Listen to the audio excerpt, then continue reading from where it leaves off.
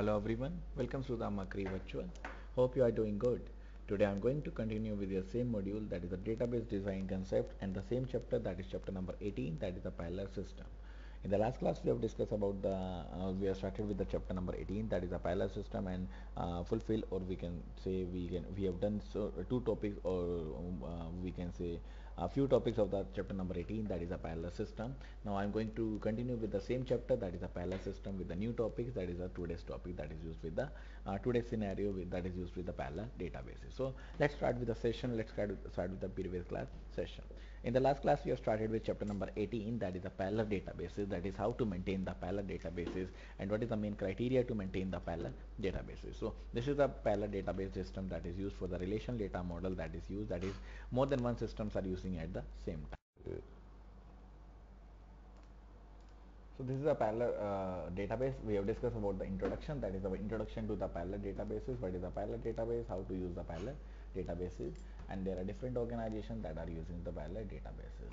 Then we have also talked about the input-output parallelism, that is how to give the input, how to take the input in a parallel processing, that is the input-output parallelism, and there are various partitioning technique there that is used in the parallelism, that is a round robin, high partitioning, range partitioning, and how to compare the different partitioning that is used.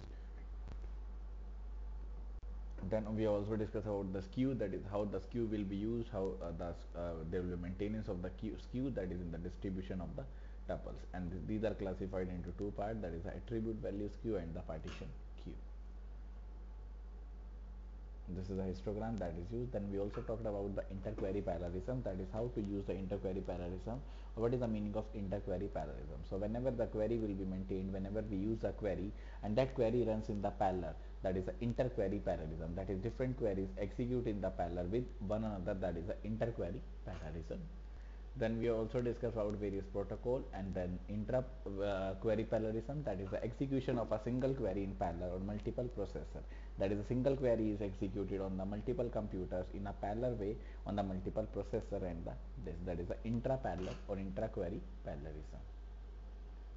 In summary, the execution of a single query can be parallelized. That is, there are two ways by which the single query can be parallelized, or single query can be parallelized on different processors. One is the intra-operation parallelism, next is the inter-operation parallelism. There are two types. One is the intra-operation, one is the inter-operation parallelisms. Then we also talked about the intra-operation parallelism, that is how to use the intra-operation parallelism, or what is the concept for using the intra-parallel parallelism. That is the same task will be assigned to the intra-operation parallelism that contains multiple sets that contain multiple values. So we can parallelize the operations by executing them in the parallel or on different subsets of the relation. So we can execute in parallel on different subset that is executed in the parallel. Since the number of tuples in a relation can be large, so since the number of rows that is available in the relation can be very large, the degree of the parallelism is potentially enormous. That is the degree of the parallelism, whatever the degree that is provided by the parallelism is also the enormous that is used in the various parallelism operations. Therefore, intra-operation parallelism is natural in database systems. And there are two types of parallelism, that is the intra-operation parallelism. One is a parallel sort, that is the sorting will be done in a parallel processing. Then there will be a range partitioning sort, that is that works in the two steps, that is first of all the range partition the relation, then sorting each partition separately. So first of all, maintaining the range partitioning, that works in the two steps. First of all, maintaining the partitioning of the relation, then sorts the entire relation or each partition separately. That is a range partitioning set. Then there will be a parallel external sort merge, that is how to merge, or that is a parallel external sort merge, that is an alternative to the range partitioning that is already, or that is used, that is partitioned among the various disks like D0, D1 till Dn minus 1. Then we also talked about the parallel join, that is how to join the various execution, various transactions in a parallel, that is the parallel joins. Then partition join, that is what is the use of the partition join, then how to use the partition join. Then fragment interreplicate join. Then partition parallel hash join, that is how to use the parallel partition hash join, that is done for the different processing. Then parallel nested loop join, that is also one of the relational operation that is used. and these are the various other relation operations that can be parallelized. So we can, or the database can parallelize. These are the various relation operations that can be parallelized, that is a selection, duplicate, elimination, projection, aggregation. Then what are the various costs of the parallel evaluation of operation? That is the cost that is available for the parallel evaluation of the operations. So we can achieve the parallelism by partitioning the input output among the various disks and the partitioning the CPU work among the various or among the multiple processor. If such a split is achieved without any overhead, and if there is no skew in the splitting of work, a parallel operation using n processor will take 1 by n times as long as the same processor on a single processor. Now, these are the various cores that is available for the parallel processing that is used with the parallel processing.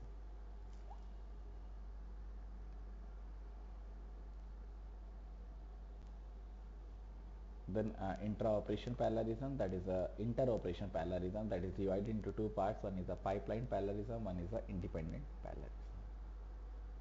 Then query optimization, that is how to optimize the query, or what are the various benefits that is available in optimizing the query, that is a query optimization. Then design of the parallel system, that is why there is a designing of the parallel system, what is the main advantage of designing the parallel system. So that can these are the two issues that is available, that is resistant to failure of some processor on the disk, then online recognition of the disk. Then parallelism on the multi-core processor, that is how to use the parallelism on the multi-core processor. So parallelism has become commonplace on most of the computers today. So parallelism, that means we can use the parallelism on most of the computers in nowadays, even some of the smallest, that is even the smallest number of the parallelism, even the smallest number of the computers are used, that is a parallelism that have a multi-core processor, that have a multi-demand processor. Due to the current trend in computer architecture, as a result, virtually all the database system today runs on a parallel platform. That is, most of the database system that is runs on the parallel platform, that is also available in the multi-core processor. In this section, we shall explore briefly the reasons for this architecture trend and the effect this has on the database system design and implementation. That is how to use the database system design and how to implement them within the database systems. The next, this first part is parallelism versus the row speed. That is, what is the difference between the parallelism and what is the difference between the row speed. That is, there is no parallel system. Each works in the individual way. That is a row speed. So since the dawn of computers, processor speed has increased at an exponential rate, doubling every 18 to 24 minutes or 24 months. That is, since the dawn of the computer, since the using of the computers, processor speed has increased at an potential or exponential rate that is doubles between the 18 to 24 months. This increase results from an exponential growth in the number of transistors that could be fit within the area or unit area of a silicon chip, and is properly known as the Moore law. So this is a law that is used, that is available in the parallelism, that is also available for the high speed values.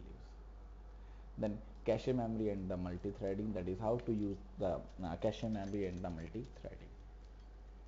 So each core is capable of processing an independent stream of machine instruction, that is each core is available, or is, we can say, the responsible for processing, that is how to process an independent stream of machine instructions, because different processors are able to process different data transfer that can be accessed from the main memory.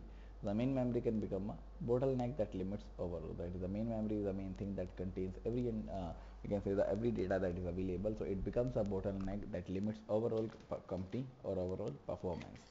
For this reasons, computer designers includes one or more level of cache memory. So there are multiple level of cache memory that is used in the database systems. Cache memory is more costly than the main memory on per bit basis. That is, a cache memory is more costly memory as compared to the main memory that is used for the per byte basis, but offers a faster access time. In multi-level cache designs, the levels are classified as L1, L2 and so on, with L1 being the fastest cache memory. So there are also division of the cache memory in the database or in the memory concept. So one is the L1, one is then L2, and L1 is the most fastest memory that is used, then L2 is the next fastest memory, and so on till L9.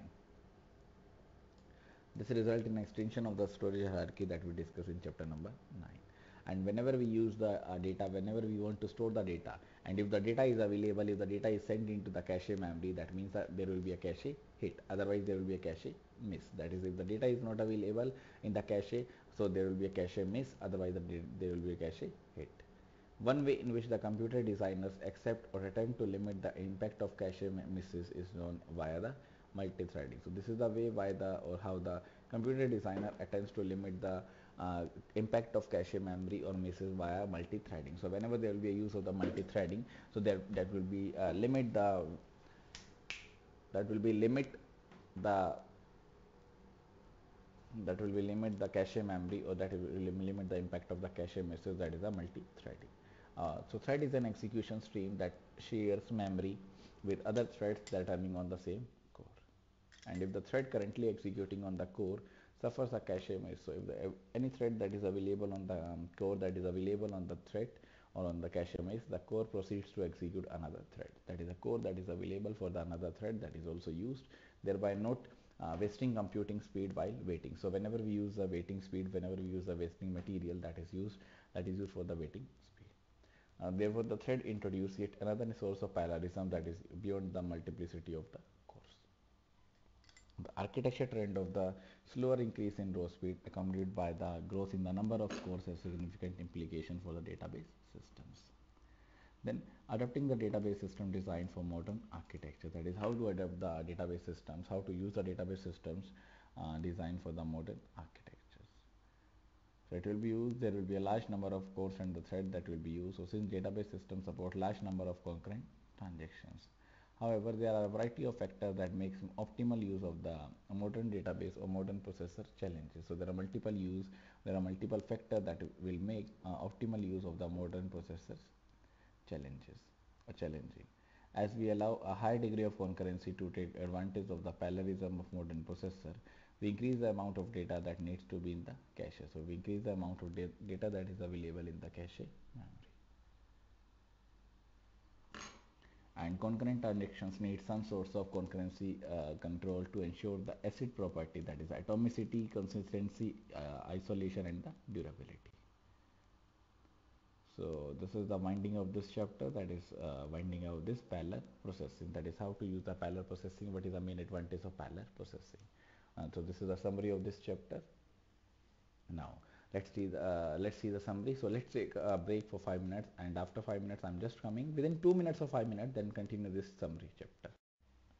So this is the summary of this chapter, that is how to use the summary of this chapter. So first point is parallel database have gained significant commercial acceptance in the past 20 years. So whenever we use the parallel databases that is used, that have a significant commercial acceptance in the past 20 years. In the past 20 years, the parallel databases have been growing much more, faster way. Then next point is in input-output parallelism, relations are partitioned among available days so that they can be retrieved faster. That is, relations are partitioned, or we can say the tables are partitioned among the various available days so that they can be retrieved in a faster way. And three commonly used partitioning technique that is used in this chapter, that is a round robin partitioning, then hash partitioning, then range partitioning. So these are the three partitioning technique that is used, that is a round robin, hash partitioning, and the range partitioning. Then next point is skew, that is a major problem, especially with increasing degrees of parallelism. And the balance partitioning vectors using the histograms and the virtual processor partitioning are among the techniques used to reduce the skew. So skew is one of the major problem that is used with the increasing degrees of the parallelism. Then next is in interquery parallelism, we run different queries concurrently to increase the throughput. So whenever we use the interquery parallelism, so we run the different queries that is used to increase the throughput, that is used to increase the output. Then interquery parallelism that attempts to reduce the cost of running a query. So whatever the cost that is used, that is reduced to cost the running a query. There are two types of intra-query parallelism that is used, that is a intra-operation parallelism and the inter-operation parallelism. Then we use the intra-operation parallelism to execute relational operations such as the source and the join in the parallel. That is the intra-operation parallelism, that is natural for the relational operations since they are set oriented. And there are two basic approaches to parallelizing a binary operation such as join. So what are the two approaches that is used? That is a partition parallelism, that is the relations are split into the several parts, and in fragment and the replicate, both relations are partitioned and each partition is replicated. So whatever the partitioning technique, whatever the we can say the partitioning availability that is used, that is replicated among the each other. Then independent parallelism, different operations do not depend on one another, are executed in the parallel. So whenever we use the independent parallelism, they can be executed in the parallel processing. Then in pipeline parallelism, processor sends a request of one operation to another operation or one to another operation, as well as those results are computing without waiting for the entire operation to finish. Then we also discuss about the in this chapter, that is a query optimization that is used in the parallel databases, that is significantly most important or the more complex in the query optimization in the sequential databases. So whenever we use the query optimization in parallel processing or parallel databases, that is more complex as compared to the query optimization in the sequential databases. So if there is no parallelism that is available, that is a sequential database, and the more query parallelism is available in the sequential databases. The next point is modern multi-core processors are introducing new research problems in parallel processing. So whenever we use a multi-core processor, that are introduce new research problems, new research availability that is available in the parallel databases. Then there will be a review term. These are the various review terms that is used. Then this is the practice exercises. There are different exercises in this chapter. That is in the parallel database chapter. This is the exercises again. Then next is chapter number 19. So let's start with the chapter number 19 also, that is a distributed databases. So let's take only the quick review in the chapter number 19, that is the distributed databases. So we have covered about the chapter number 18, that is the parallel databases. Now this is chapter number 19, that is a distributed databases, that is how to distribute the database or how to maintain the database, that is a distributed databases. So unlike parallel systems in which the processors are tightly coupled and constitutes a single database systems, a distributed database system consists of loosely coupled sites that share no physical component. So whenever we are using the processor that are tightly coupled and constitutes a single database system that is available, so a distributed database system that also consists of loosely coupled sites that share no physical component. So there is no physical component that is used, that is the loosely coupled site that is used with a single database systems. Furthermore, the database system that run on each site may have a substantial degree of mutual independence. So there will be a substantial degree of the mutual independence that is also available. And we discussed the basic structure of the distributed system in chapter number 17. So in chapter number 17, we already discussed that is what is distributed database. That is the same task, same query is distributed among the various relation among the various databases. That is a distributed database. So whenever we distribute the tables among the various relations, that is a distributed database. And each site may participate in the execution of transactions that access data at one site or several sites. So every site may access the database, may access the capability that is available in the database, that is the execution of the transaction that access the data at one site or several sites. The main difference between the centralized and the distributed system is that in the centralized system, the data resides in only one location. That is, data resides at only single location that is available. While in the distributed system, the data resides in the several location. So this is better one, because when the data is lost, or when the data is, we can say the and any activity that is available on the database, in case of the distributed system, that is we can find the data from any of the method, from any of the database, from any of the relation that is used in the distributed database. But that is not possible in case of the centralized, because if the centralized system fails, so there is no attempt or there is no hope to recover the data from the database. And the distribution of data in case of the failure of difficulty in transaction processing and query processing.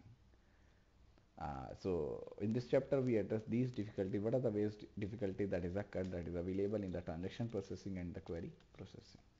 So we start by classifying distributed databases as homogeneous or heterogeneous database. So there are two types of distributed databases that is available, that is a homogeneous database or the heterogeneous databases. We then examine, or we then address the question of how to store data in a database or how to store data in a distributed databases, that is available in section 19.2 and section 19.3. Then we outline a model for transaction processing in a distributed system. Then in next section we also discuss what are the various atomic transactions that is available. So these are the various topics that is discussed in these or in this chapter. So let's start with the chapter number, or let's start with the 19.1, that is the homogeneous and heterogeneous databases.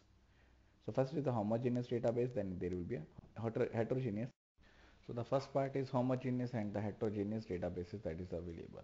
So in a homogeneous distributed database system, all the sites have identical database management system software.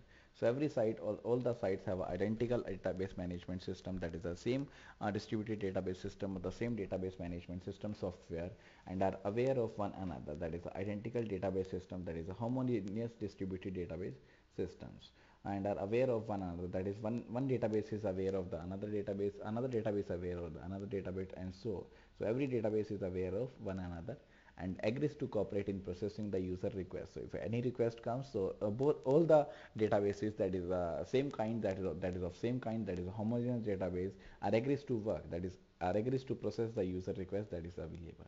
In such a system, local site surrenders a portion of their autonomy in terms of their right to change the schema. So whatever the system or whatever the scheme that is used, so local sites surrender a portion of their autonomy in terms of their right, that is how to change the schema or how to change the database management systems. So the software that is used, or these are the various software that is used to cooperate with other sites in exchanging the information. They are not only processing the user request in the in coordinated way, but they also coordinate with each other in exchanging the information about the transaction. That is, if there is any requirement of another transaction by another database, that will be supplied by the another database. In contrast, that is in heterogeneous distributed databases, different sites may use different schemas and different database management system software. So every site has a different software, every site has a different schema that is used, and they have a different database management system software. That is, they have a different software, they have a different schema, they have a different database management system software. The sites may not be aware of one another, that is, there are different sites that is available and they are not aware of each other, that is how to use them, that is heterogeneous distributed databases. The sites may not be aware of one another and may also provide limited facilities for coordination or cooperation with each other. So there is a limited cooperation with each other that is used in the transaction processing. The differences in schemas are often a major problem for query processing. So whatever the differences that is available in the schema, that is also available in the database processing, while the divergence in the software becomes a hindrance for processing transactions that access the multiple sites. That is, whatever the diversion that is available in the software, that becomes a hindrance for processing software or processing transaction that is used in the database systems. That is a heterogeneous database system. There is no coordination, and every database has a different schema, have a different method that is used in the database systems. In this chapter, we concentrate on the homogeneous distributed databases. So in this chapter, we mainly focus on the homogeneous distributed databases. That is, what is the homogeneous distributed databases, in which all the databases share the same schema, share the same data that is available in the database. However, we briefly discuss issues in the heterogeneous distributed database system. So we also cover the issues that is available in the distributed database system. So 19.1 is the distributed database or data storage. That is how to store the data. What is the distributed data storage? So consider a relation R that will be used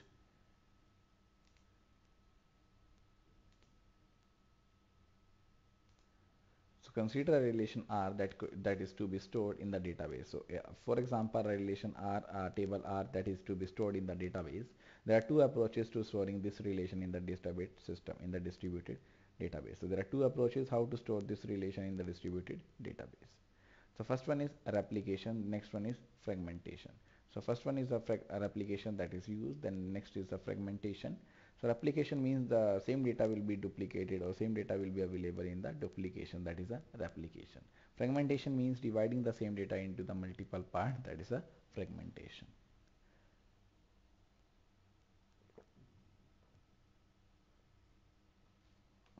So replication means the system maintains several identical replicas.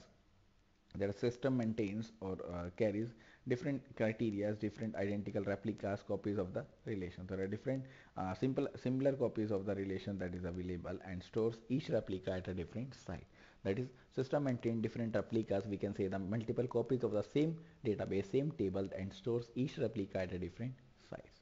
The alternative to replica is to store only one copy of relation R. So whatever the application that is used to store only one copy of the relation R. Then next is the fragmentation, that the system partitions a relation into several fragmentation. That is the same relation will be partitioned, the same relation will be gone into the different partitions, the different fragments, and stores each fragment at different sites, or a different site that is available, that stores the different relation into different sites, that is a fragmentation. And fragmentation and replica can be combined. So we can also combine the two terms, that is the fragmentation and the replica, because first of all we fragment the things, then only the replication will be provided, then only the duplication will be provided. So these can be combined with each other. A relation can be partitioned into several components, and there may be a special replica of each fragment. That is, first of all we divide the same relation into multiple parts, and then to create the replica, then to create a relation between among them of each fragment in the following subsections. The first part is data replication, that is how to replicate the data. So if relation R is replicated, a copy of the relation R is stored in two or more sites. So if R is replicated, for example, any relation R is replicated, then whatever the copy of relation R, whenever we are using the copy of the relation R, that is stored in two or more sites. In the extreme most cases, or most extreme cases, we have full replication, in which a copy is stored in every site in the file. Full replication means a single copy is stored in one of the site, in every site in the system. That is, if there are 4 sites that will be available, so there will be a full replication that will be used, in which a copy is stored in the every site in the system, every site in the computer. And there are a number of advantages and disadvantages to replication. So there are multiple advantages and there are multiple disadvantages to the replication. So first one is availability, that if one of the site fail, then data will be available from the another site. That is the main advantage that is available in case of the data replication.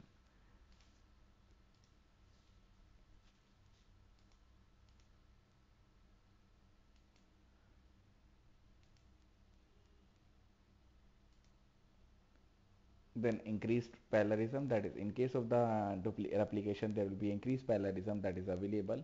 So we can increase the parallelism, we can increase the data that is available in the parallel. So in the case where the majority of accesses to the relation R result in only the reading of the relation, the different sites can process the query involving R in the parallel. So there will be a parallelism that is also available in the databases. Then increase overhead on the update. So whatever the update that is available, that will be increased in the update that will be used in the various sites. So there will be an increased overhead on the update. So whenever there will be update, so there will be increased overhead that will be available on the update systems. The system must ensure that all the replicas of a relation R are consistent. Otherwise, erroneous computation may result. So, the system must ensure that the replicas of the relation R are consistent. So, whatever the relation that is used, the data will be consistent. The data will be available. Otherwise, the data will not be available, or computation may not work.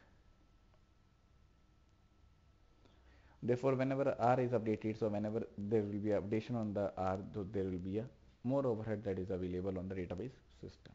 Now next is the data fragmentation, that is how to fragment the data. There are multiple methods of fragmenting the data. This I am going to cover in the next class. So that's all for today's session. Thank you so much everyone for listening me, and if there is any doubts, any queries, you can ask the doubts from me. So that's all for today's session. In the tomorrow's class, I am taking your next topic, that is data fragmentation. So that's all for today's session. Thank you so much everyone. Bye bye.